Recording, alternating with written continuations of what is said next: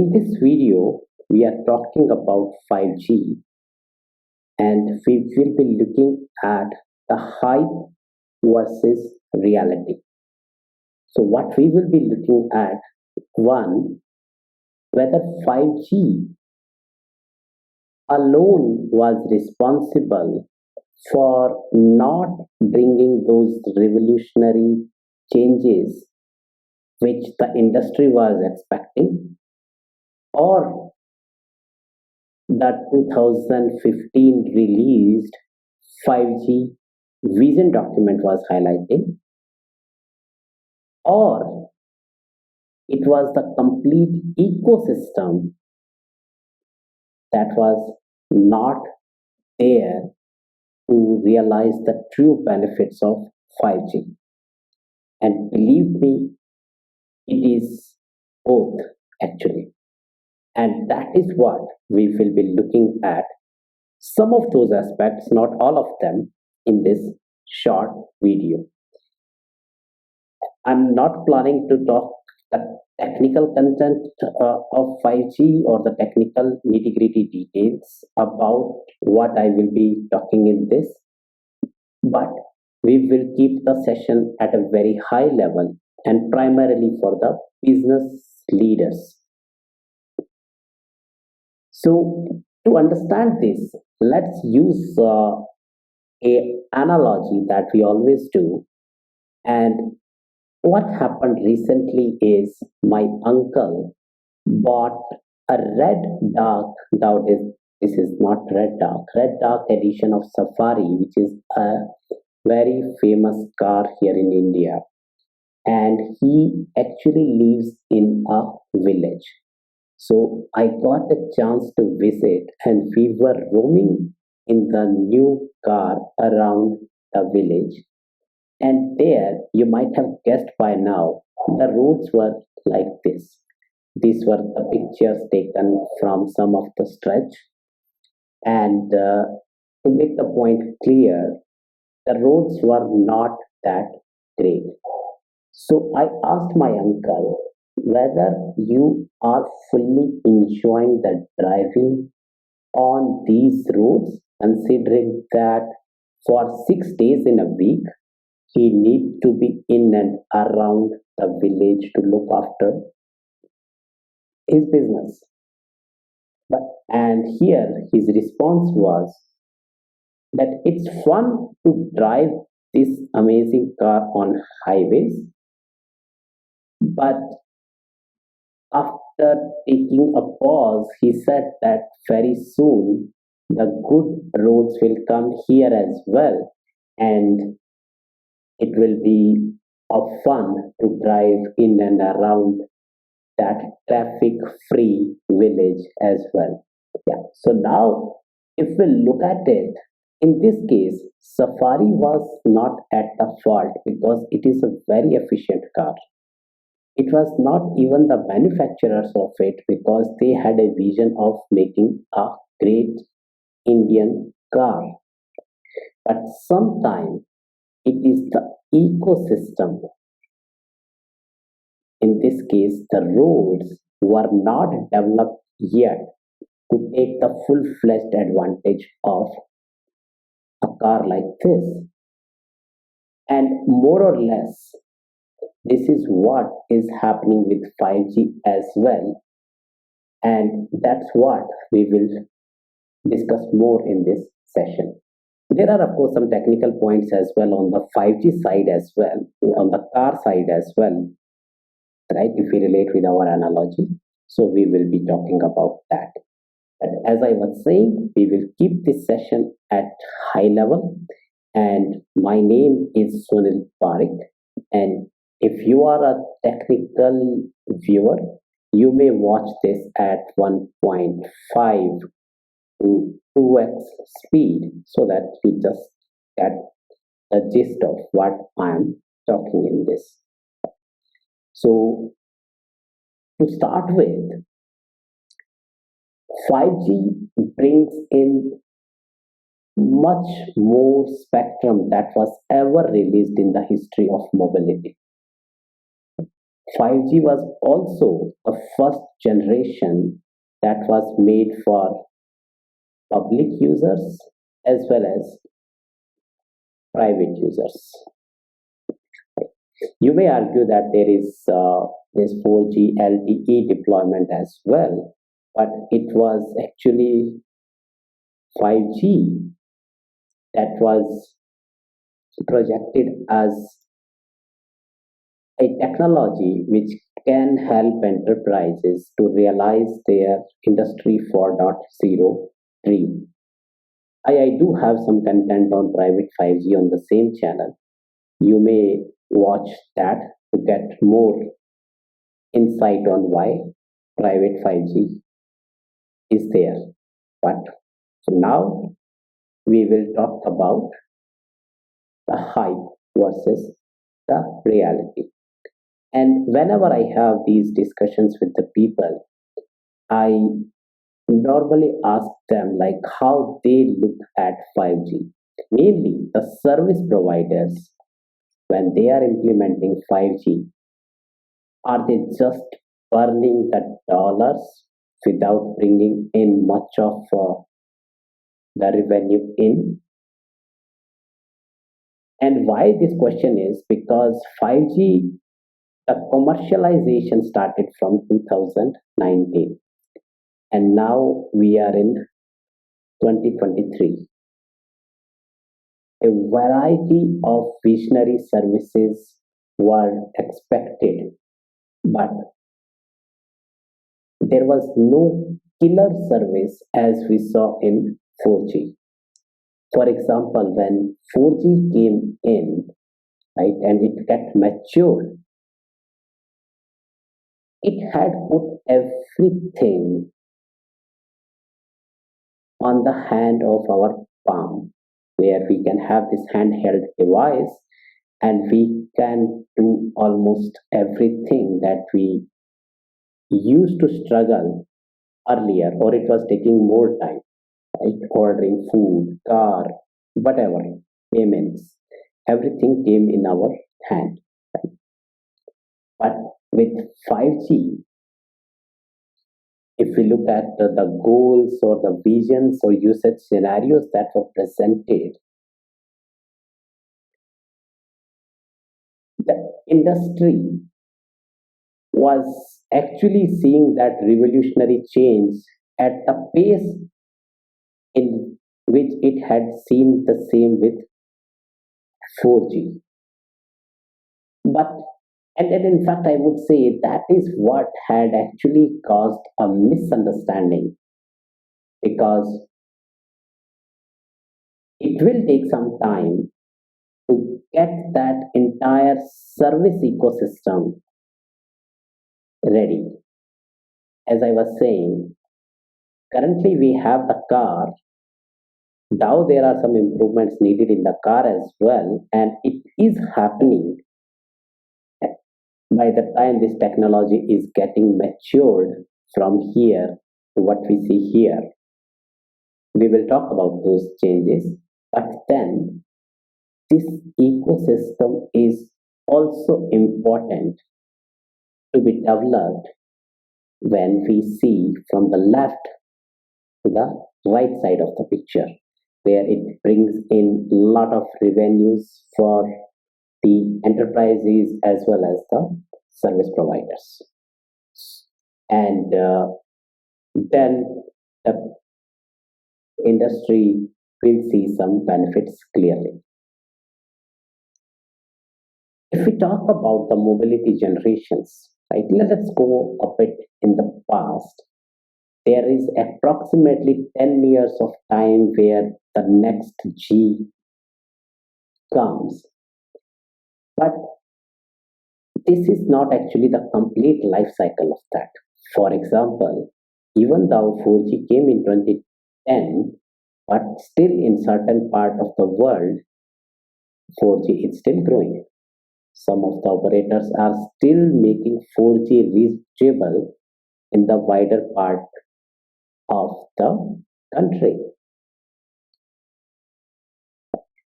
So here, every generation had bring in one or other change. So, for example, if you look at 1G, it was mainly for the voice. And then fast forward to 2G, it was the days of those short message services. If we talk about 3G, believe it or not, it was actually targeted for multimedia or video content. Then 4G, as we all know, was seen as a transformation in the internet, and 5G was actually about connected experience.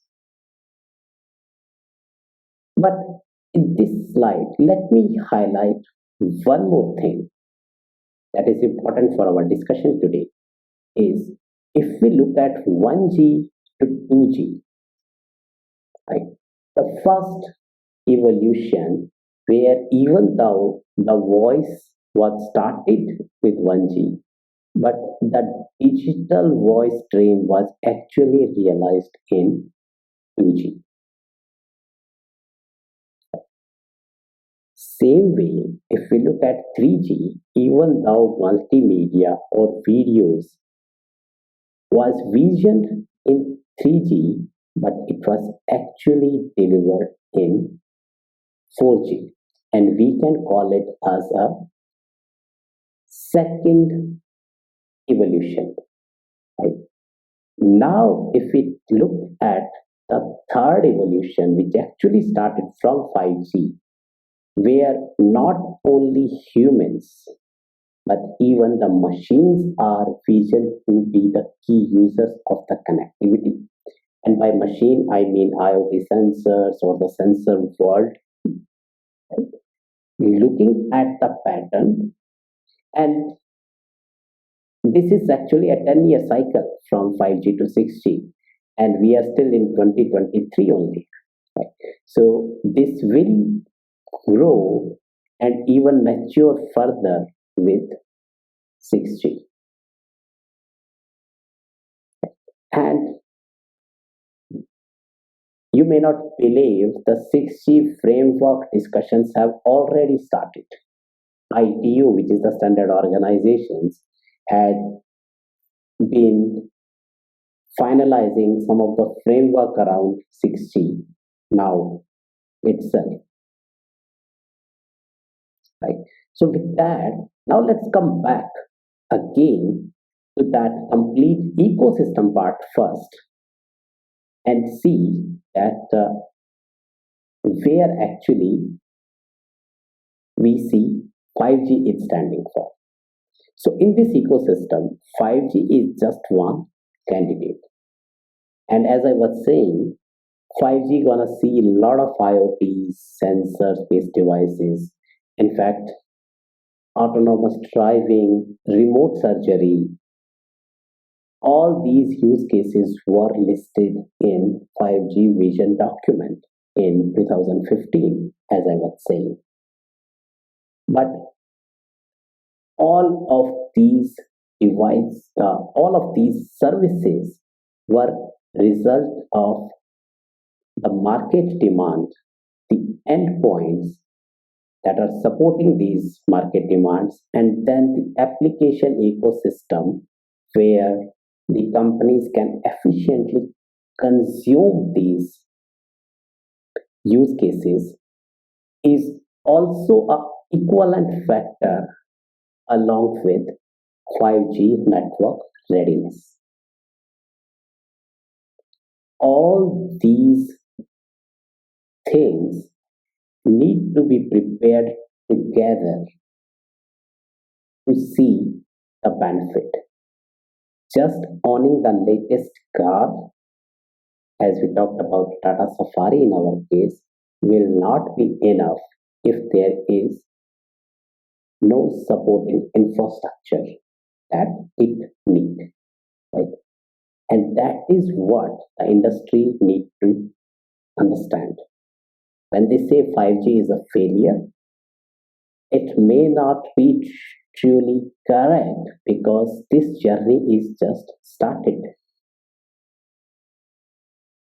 there is a time left when we see the 6G on the ground, and by then this ecosystem is also growing. And as I was saying, it will further mature in 6G. There are no second thoughts about it. But 5G also needs some time. So this was actually on the ecosystem side. But as I was saying, there can be some improvement in that car itself. There can be some improvement in the 5G itself, right? So let's just discuss that as well. And when 3GPP has defined 5G, it has actually proposed seven network architecture options for the initial 5G deployment. And these options were proposed by keeping different service providers into mind, their requirements and what stage they are, so that they can deploy the 5G faster. And in fact, after this, there were a lot of derivative options were created as well. There can be a separate video on that. I'm not going on all these options, but at a high level, what these options talk is whether 5G can be deployed in a standalone mode or non-standalone mode. And in non-standalone mode also, there are multiple options when we look at these different architecture. What does these options means? Whether you want to deploy 5G, let's say on the radio side or the RAN side, you deploy a 5G radio, but then the core is still 4G. At a high level, that is what your NSA is. And there are different deployment options. But I'm not going in the depth of all these options, but the point that I'm trying to make here is to deploy 5G faster. These options were chosen depending on what is more convenient for a service provider. And that is where the end users, the consumers, had seen 5G icon on their cell phone without actually getting the real benefits of 5G. For example, if I just look at me, I'm a content creator, and I was in a tier 1 city. I have the latest mobile phone with one of the leading network from Indian service provider. It provides 5G services, but when I was trying to upload a video, I was getting, to be honest, a terrible speed. The download was fine, but that's what I was not expecting from 5G. For me, that was a disappointment. Similarly, many people, I had seen blogs where they wanted to see 5G with a revolutionary change, as well as a wider coverage. Wherever they go, they should see only 5G, have resulted in some disappointment. Sometimes even it's just the icon that is there or the network that shows 5G, but it is as good as the 4G that we used to get on the cell phone. Hopefully, this will not be repeated in 6G, and I'm assuming that there will be simple network architecture. If somebody asks me that what you want to see in 6G, so at least there should be some simple architecture options.